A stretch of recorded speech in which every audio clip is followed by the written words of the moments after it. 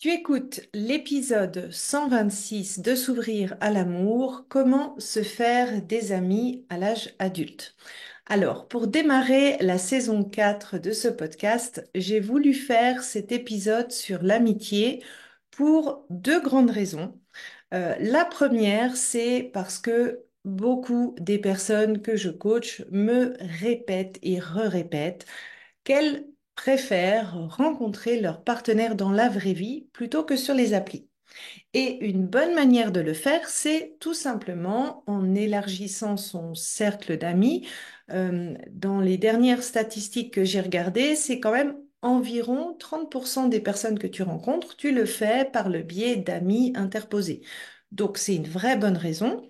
La deuxième, en fait, je trouvais intéressant de aborder le processus de se faire des amis parce que construire finalement une relation avec ton partenaire, ça passe aussi par avoir une bonne base d'amitié en plus de l'attirance que tu as. Si tu écoutes l'épisode au moment de sa parution, tu peux encore rejoindre mon workshop Summer of Love où je te donne en fait plein de conseils sur comment rencontrer quelqu'un dans la vraie vie, donc aussi pour se faire des amis. Et tu as deux lives qui sont inclus. Le premier est déjà passé, mais tu as l'accès en replay au live. Donc, si tu as envie de donner un petit coup de boost dans tes rencontres, tu peux encore rejoindre ce workshop Summer of Love. Euh, Dans cet épisode, je ne vais pas te faire une liste de choses concrètes que tu peux faire pour avoir des amis. J'en ai déjà parlé dans l'épisode 125 pour rencontrer des personnes en vrai. Et grosso modo, c'est un petit peu le même conseil que je peux te donner, les mêmes conseils pratico-pratiques, on va dire, pour te faire des amis. Parce que pour moi, pour que tu rencontres ton partenaire dans la vraie vie, bah, ça passe principalement par élargir ton cercle. Et parmi ce cercle, un pourcentage de ces personnes, ce sera des personnes avec qui tu peux éventuellement faire une relation amoureuse.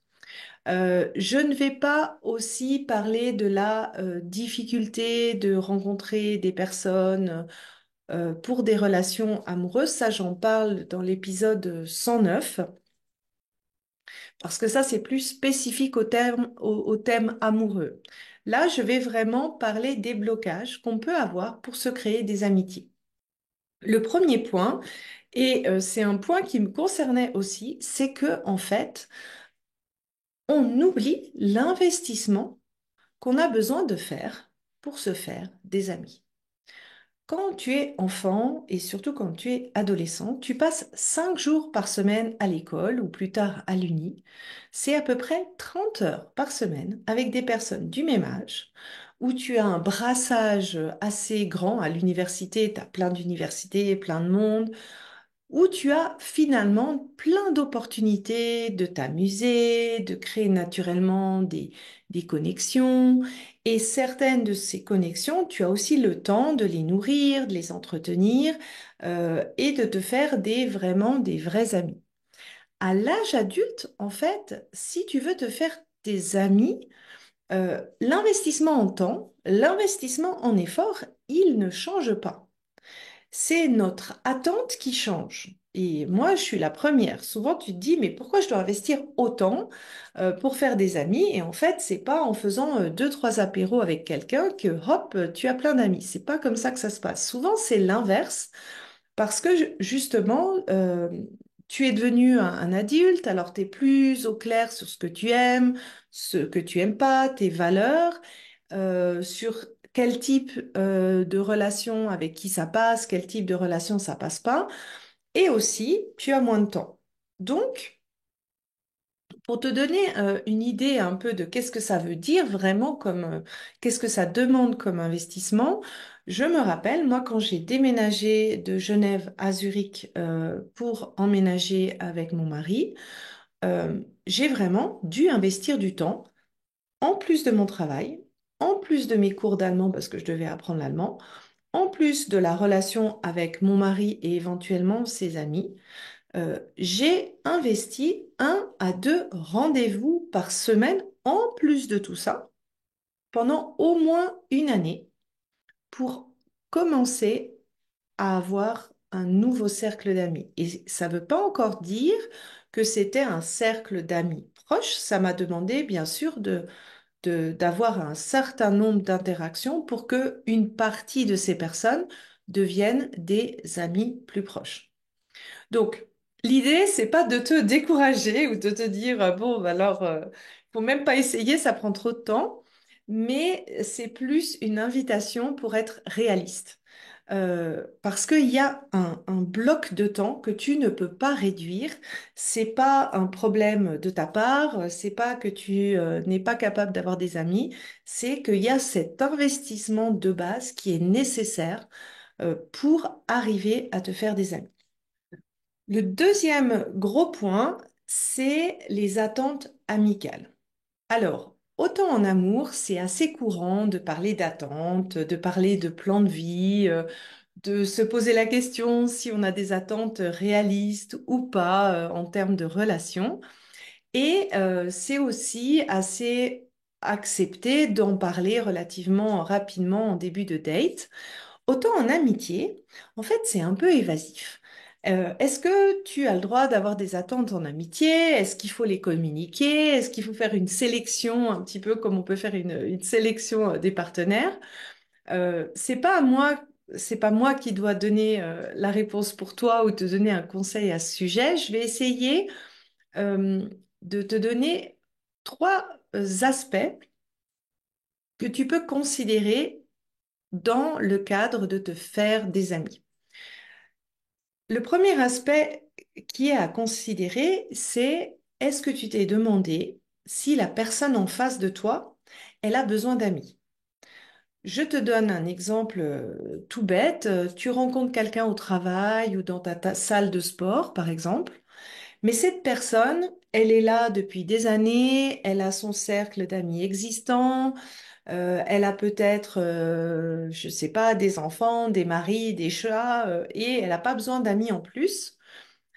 Ici, en fait, si ton attente, c'est de développer une amitié avec cette personne, bah, tu risques de vite être déçu au fur et à mesure que tu vas essayer d'avoir un niveau d'amitié un peu plus important. Donc, la première chose qui pourrait t'aider ici, c'est de te demander, est-ce que la personne en face de moi, elle est demandeuse aussi d'une amitié? Le deuxième aspect, c'est la phase de vie où toi tu es et la phase de vie de la personne en face de toi, donc de ta potentielle amie ou de ton potentiel ami. Ça peut paraître bête, mais si la personne que tu rencontres, elle est mariée, elle a des enfants et toi, tu es célibataire, bah, vous allez avoir des contraintes différentes, vous allez avoir des envies différentes, vous allez avoir des difficultés différentes, vous allez avoir des sujets différents. Et ces différentes phases de vie, en fait, c'est souvent des sources de clash amicaux. Ça, j'en parlerai dans le prochain épisode. Et ça peut arriver souvent, en fait, euh, au moment où il y a un changement de vie pour l'un ou pour l'autre. Et c'est là, en fait, à toi de te demander si la personne, en fait, qui est potentiellement l'ami que j'ai envie de rencontrer, est-ce que vous avez des phases de vie qui sont compatibles? Parce que sinon, ça va être très difficile de passer un certain cap, en fait, dans l'amitié à cause de ça. Et le dernier point, c'est les cercles et les degrés d'amitié. Pas tout le monde va devenir ta best friend. Des fois, si tu as l'attente d'être à un certain niveau d'amitié ou un degré d'amitié intense pour toutes les personnes que tu rencontres, en fait, tu vas forcément être déçu. Souvent, ce qui est difficile, c'est si une personne que toi tu considères comme un bon ami, en fait, c'est pas réciproque, que l'autre te considère plutôt dans un cercle plus éloigné euh, et qu'il ou elle te trouve juste sympa pour prendre un café, mais pas plus.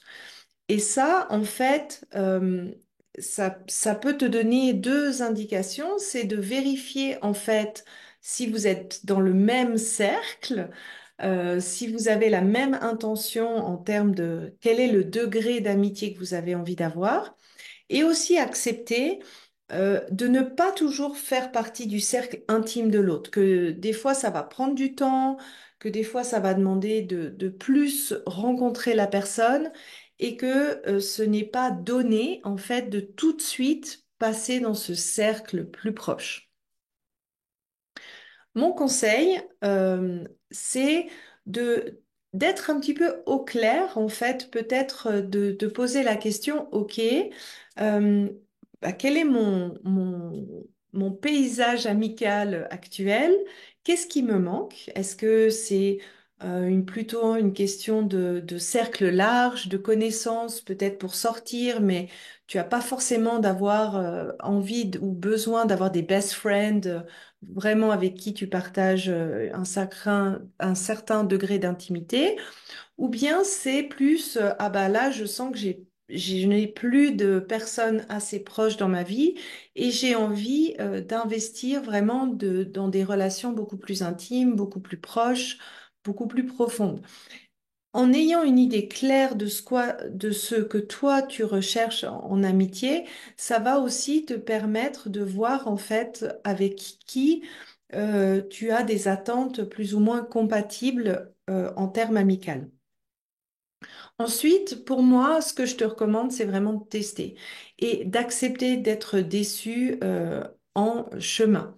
Euh, Quand tu te fais des amis, comme d'ailleurs dans les rencontres en vrai, ça, je t'ai déjà donné les conseils dans l'épisode 125. Globalement, il y a plein de choses que tu peux faire. Tu peux aller à des activités qui te passionnent, aller à des meet-up, être régulière dans ton café ou ton resto préféré. Tu peux faire du volontariat, activer ton networking pro, parler à des inconnus, etc. Et quand tu vas faire ça, tu ne sais pas si dans ces événements que tu choisis, tu vas rencontrer des personnes qui ont des points communs, des personnes qui ont les mêmes valeurs, des personnes qui ont le même humour, des personnes qui ont envie d'avoir des amis. Donc, ça fait partie du processus de potentiellement être déçu. Et pour y arriver, en fait, je t'invite à prendre ça comme un job. Parce que quand tu postules à un job, c'est rare. En tout cas, si toi tu le trouves, tu peux me dire le contraire, mais c'est rare de trouver tout de suite le job qui te plaît. C'est en général euh, courant de mettre quelques mois avant de trouver des annonces qui te plaisent. Quand tu postules à des jobs qui te plaisent, bah, des fois tu dois encaisser plusieurs noms avant d'avoir un oui. Est-ce que pour autant, tu arrêtes d'aller chercher un job? Ben non. Et pourquoi tu fais ça? En fait, tout simplement parce que tu sais qu'à long terme, ben, ça va te procurer un certain bien-être dans ta vie en général d'avoir un travail. Tu sais que sur le court terme, ça peut être frustrant, énervant, mais sur le long terme, ça a un bénéfice. Eh bien, fais la même chose en termes d'amitié.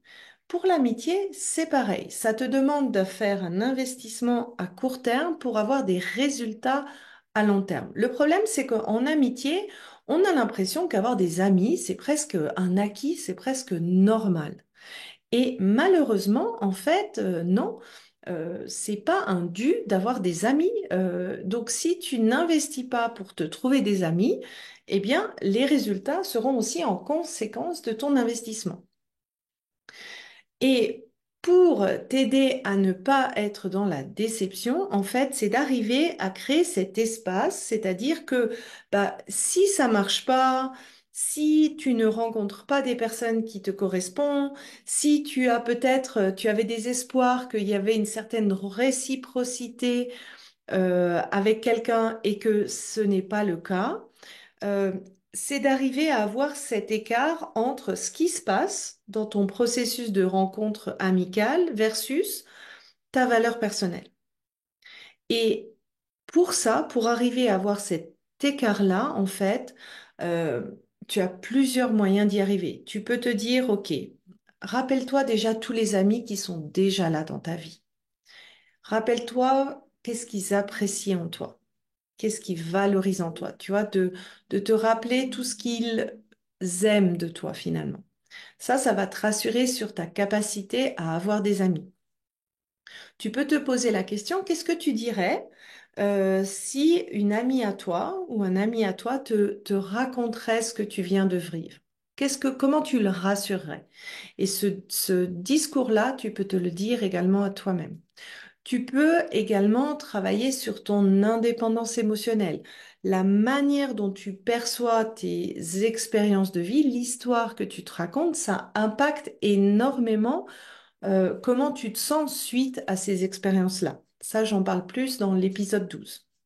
Donc, vraiment de te donner le droit d'être déçu et aussi, des fois, d'essayer des choses que tu veux vraiment. Je te donne mon exemple. Moi, quand je suis partie de Genève pour Zurich, en fait, j'avais vraiment envie d'avoir mon groupe de copines où on sort à plusieurs, où on a envie de faire des choses ensemble.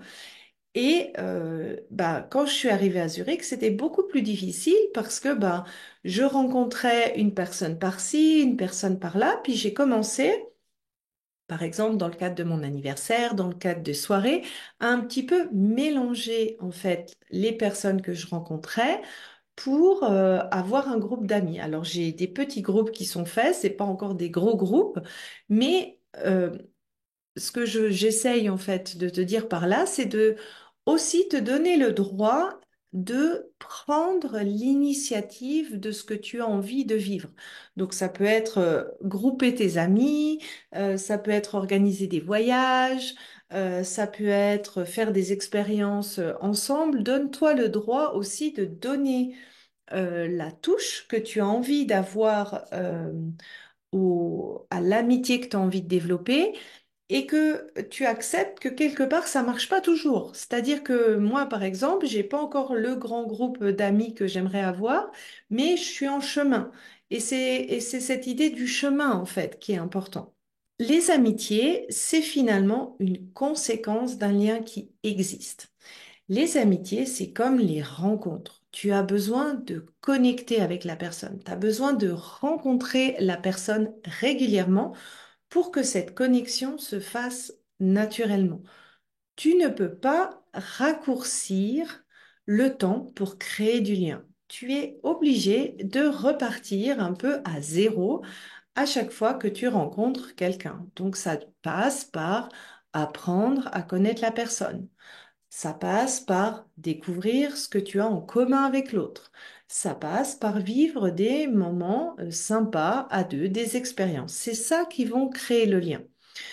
Et ce qui gâche souvent ça, en fait, c'est quand tu as un objectif précis ou quand tu veux influencer ce résultat-là. Euh, Moi, ce que je te recommande, c'est d'aller vraiment dans le sens inverse, c'est-à-dire de privilégier, de multiplier les rencontres et puis de te poser la question, est-ce que j'ai envie de plus avec cette personne? Est-ce que je me sens bien? Est-ce que ça me donne envie de plus? Et si la réponse est oui, à ce moment-là, continue dans l'investissement amical que tu as avec cette personne. Finalement, en fait, c'est la même chose que les rencontres amoureuses. euh, Sauf que dans la rencontre amoureuse, bah souvent, tu clarifies au départ quel type de relation l'autre recherche, quelle phase de vie l'autre recherche, mais tu es autant dans une phase de choix que d'être choisi. Et c'est la même chose en amitié. En faisant l'expérience des rencontres, tu te dis, bon, bah, est-ce que j'ai passé un moment sympa? Est-ce que j'ai envie de plus avec cette personne? Est-ce que j'ai envie de la revoir, de refaire un café, de réessayer? Et puis des fois, tu auras oui comme réponse, puis des fois, tu auras non comme réponse. Mais plus de se dire, OK, c'est quand le lien est là que l'amitié va se développer naturellement. Le dernier point, en fait, c'est malheureusement pas toujours facile, mais tu ne peux pas être ami avec tout le monde. Tu ne peux pas forcer quelqu'un à être ami avec toi. Et le premier critère à vérifier s'il y a une amitié qui se crée, c'est la réciprocité. Donc, Prends le temps de vérifier la réciprocité. Prends le temps de vérifier l'intérêt de l'autre en regardant tout simplement les faits. Est-ce que la personne te relance pour te voir? Est-ce qu'elle te propose aussi des activités? Est-ce que la personne s'intéresse aussi à toi ou elle te raconte juste sa vie? Euh, Évalue ça pour aussi éviter d'être déçu justement dans ces décalages de degrés d'amitié ou de besoin d'amitié vis-à-vis de l'autre. Le dernier point, et ça c'est surtout quelque chose que je recommande plus tu avances en âge, euh, tu peux avoir ce sentiment que c'est difficile de rencontrer des personnes avec qui tu as une vraie grande amitié. Tu vois, je sais pas si tu as eu des amis, des super best friends quand tu étais teenager, où tu te racontais toute ta vie, tu écrivais encore des lettres et tout. Et tu peux avoir ce sentiment qu'à l'âge adulte, en fait, tu as plus autant de compatibilité qu'avant. Et c'est quelque part un petit peu normal parce que bah, tu as peut-être des valeurs plus définies, tu as des goûts plus définis, tu sais plus ce que tu veux, ce que tu veux pas. Et quand tu es jeune, en fait, c'était beaucoup plus facile d'être ami avec un plus grand spectre de personnes parce que c'était plus le lien que la compatibilité qui comptait finalement. C'était ce sentiment d'être ensemble qui comptait plus que est-ce qu'on est ensemble et compatible. Alors, comment tu peux trouver cet équilibre finalement à l'âge adulte? Et pour moi, en fait, il y a vraiment deux grandes manières de le faire. C'est d'abord de te focaliser sur les choses que tu as en commun avec cette personne. Alors, ça peut être les centres d'intérêt. Ça peut être la phase de vie. Donc, je te donne moi mon exemple. Quand je suis devenue maman, eh bien, j'ai rencontré d'autres personnes qui sont aussi devenues mamans à ce moment-là. Et ça a tout de suite fait tilt parce que on avait les mêmes problématiques, les mêmes difficultés, les mêmes challenges, les mêmes inconnus. La connexion s'est fait plus facilement. Ça peut être les valeurs, ça peut être des choses en fait qui vous lient, les mêmes délires, les mêmes, je sais pas, les mêmes centres d'intérêt globalement. En te focalisant sur ça, en fait, tu vas laisser le temps à la relation de créer du lien, que le lien s'implémente et arrive naturellement et en même temps de suspendre ton jugement en te disant, en fait, je valorise l'enrichissement que la différence de l'autre peut m'apporter.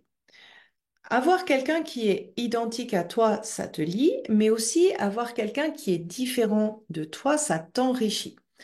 Je te donne mon exemple personnel là-dessus. C'est par exemple, j'ai rencontré une amie qui avait la même phase de vie que moi, qui avait les mêmes challenges que moi, mais par contre, on était totalement opposés dans l'envie de sortir, de danser, de faire la fête, etc. C'est pas du tout une fêtarde.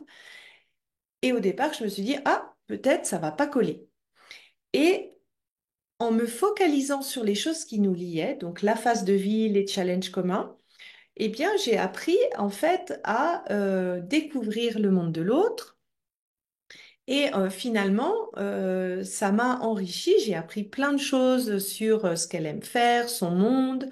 J'ai aussi pu découvrir plus de points communs que ce que je pensais, parce que j'ai justement pas euh, écrémé sur la base d'un critère de différence. J'ai laissé le temps à la relation de créer ce lien pour pouvoir valoriser en fait cette amitié différemment. Alors j'espère que ça te donne deux exemples assez concrets sur comment tu peux te faire des amis et comment tu peux avoir un peu cet équilibre en, OK, je regarde qu'est-ce qu'on a en commun et je m'enrichis de la différence de l'autre.